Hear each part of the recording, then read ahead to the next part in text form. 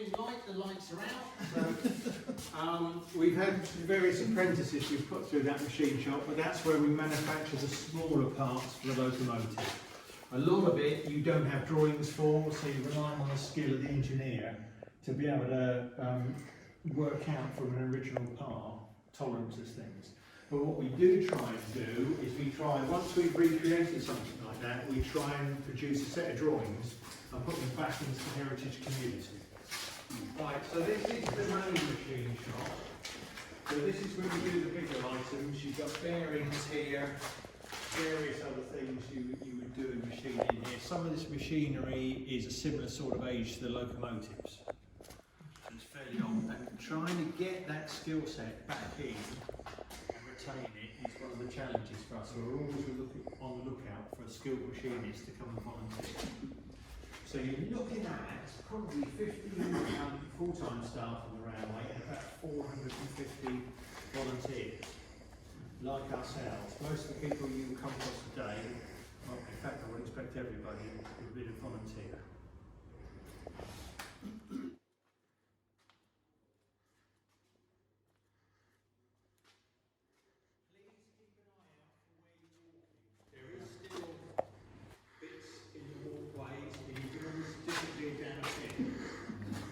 We don't pull you out, we hand you a spanner. Okay, so are you guys aware of a little bit of the history of the railway? Okay. Okay. Right, so this particular line was first run in 1865. It was closed down, let me get this right, in 1973. It survived beaching. It was bought under the Railway Preservation Society's 1975, and the first trains ran between here and Alresford in 1977. We then had to relay the line between here and Alton because British Rail had kindly removed it when they left. So that connection came up over the next few years. Where we're standing is the main workshop area for locos and things. Behind you, you have a diesel shunter, stating the obvious perhaps. But what a lot of people don't necessarily appreciate is the period in which diesel and steam were actually running together rather than 67 when it changed over. So one of the locos we're going to see outside is Wadebridge. It was built in 1945, same time as that diesel shunter. And it wasn't until 67 switch over.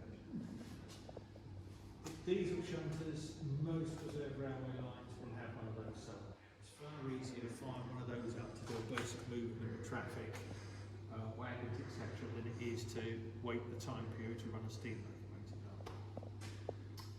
This is one of our S15 Uris.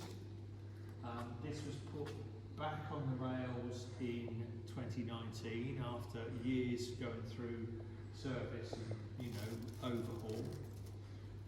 Last year it celebrated its 100th birthday and it's got 1.2 million miles on the clock.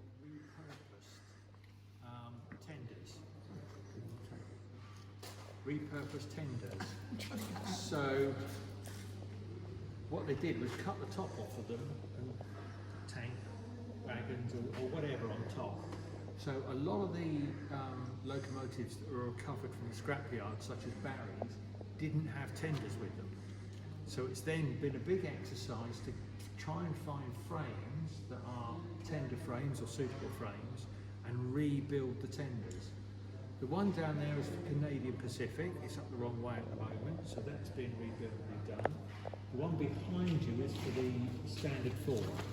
So again, that's having to be recreated and redone all the way back up. How long does that take from that shunting? You're probably talking a couple of years, I should think. Depending on what else is going on, to be honest, because it tends to get bounced around. Locos tend to be owned a lot by individuals, or things like the National Railway Museum, plus they're owned by local railways, but they do tend to do deals and locos move around. They tend not to stay in the same place. So Canadian Pacific, that we've got now, has been owned by several other railways, and it depends at what point. If you're prepared to do the work to bring it back on the line, if its ticket's run out, then you may offer to buy that because you want that locomotive on your line. So stuff does tend to swap around.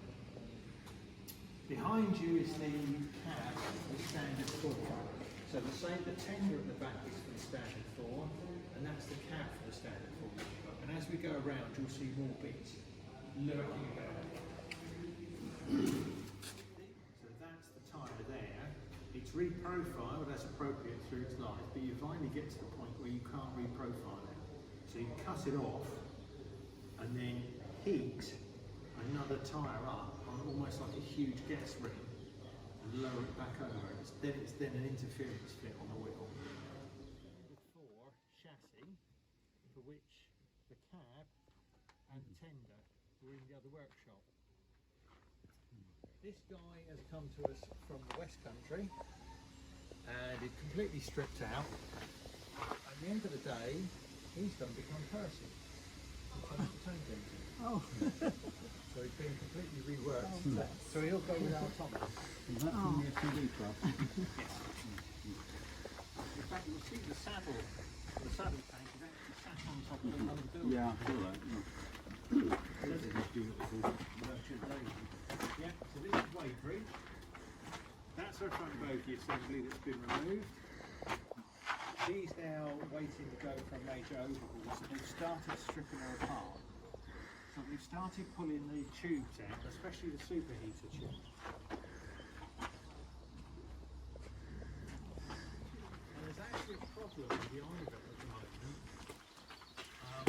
The superheater tubes have got a problem and they need to be replaced.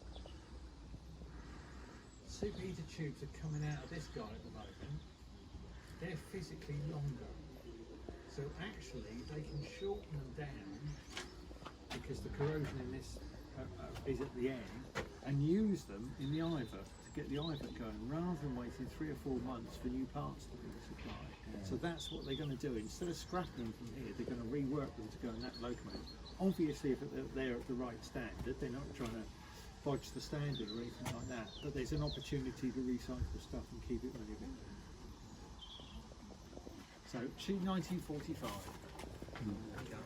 and that's part of the tubes that go through the big sections up there, and then the superheaters run inside there. Yeah, if you need a locomotive for say a Saturday, you would start to fire it up on a Thursday or on the Friday. So actually you do a slow fire up, so you gradually build the temperature up and you reduce the chances of getting cracked in the boilers. So if you imagine in British Railway days, a steam locomotive would just keep running. It wouldn't be allowed to cool down. If you change the crew over, it'd be back out again. So that's, they didn't used to go through this whole heating up and cooling down cycle to get something.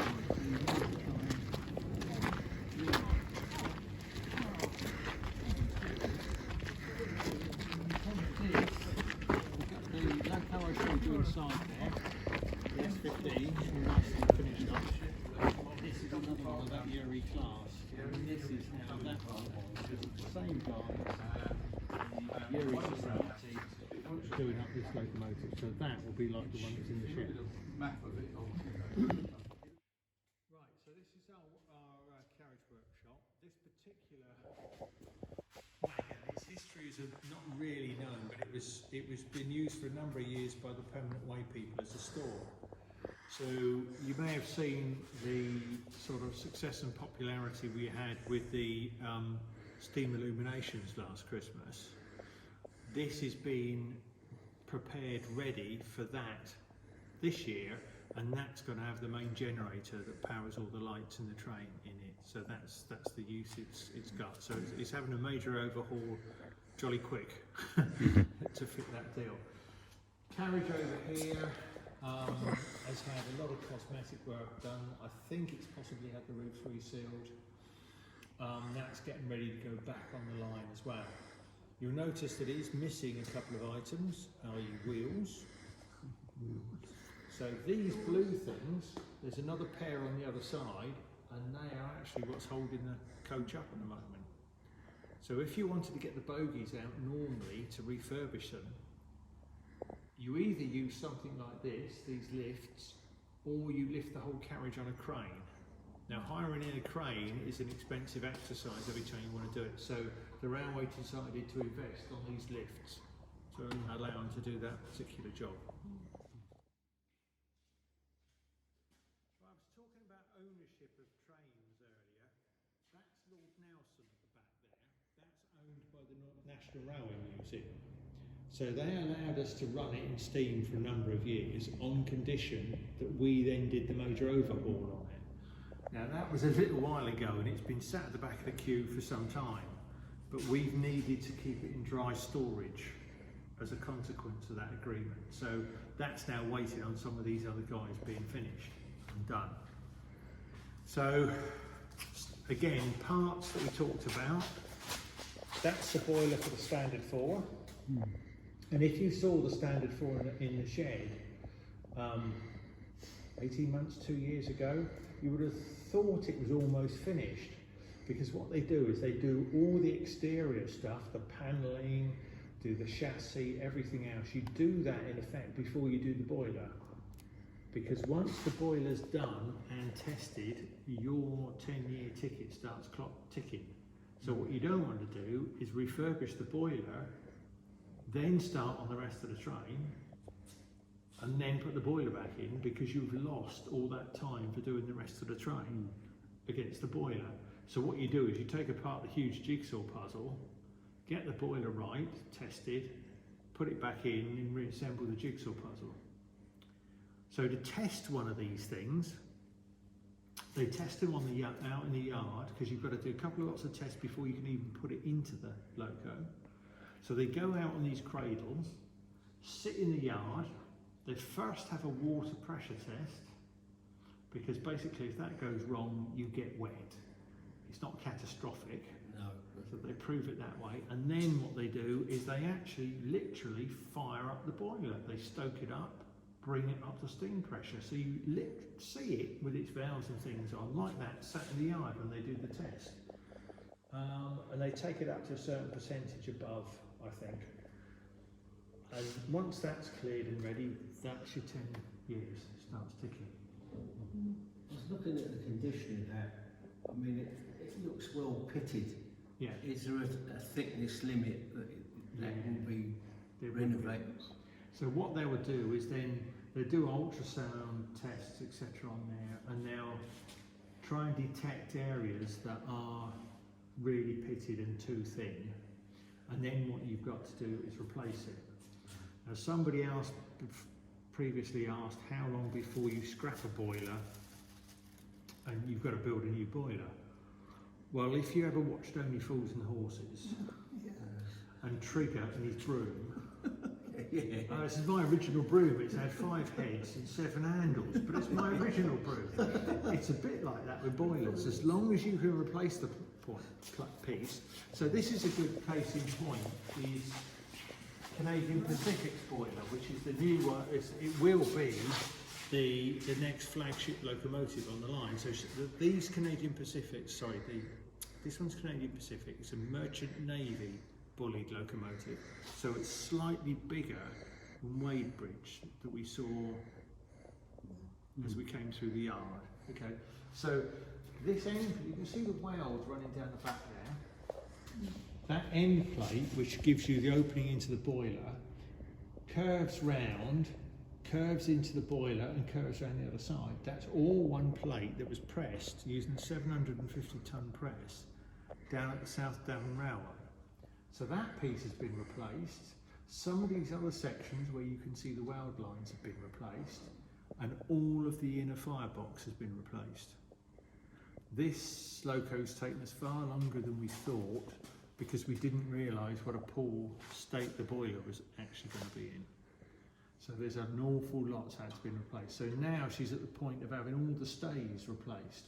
So the stays are what separates and holds together the two sections of the boiler. So your water travels down in between where the stays are. So there's some 2,400 approximate stays that need to be replaced in there. So they're tapped and screwed in and then riveted over on this end. Just keep an eye quite a lot. This is almost a private job. One of the boiler guys here also volunteers on another railway, and he's doing this for them on a voluntary basis, which we're happy to facilitate. And this one, you can see, this has been cut around. These sections are going to be replaced. That's the foundation ring, which is actually a solid piece all the way around that holds those two rails at the bottom. And that's where the stays go through, and you can actually see the thread on these implants where they, the original ones So there. that's still with the copper rivet, is it? Copper rivet, sure. Well, that one is. That's copper. Yeah, worth something, wouldn't it? Costs a fortune. But something like Canadian Pacific, that's steel inside. Yeah. So I think they moved to steel rather than copper because the cost. The expansion would be tremendous on the copper. We different, yeah, absolutely.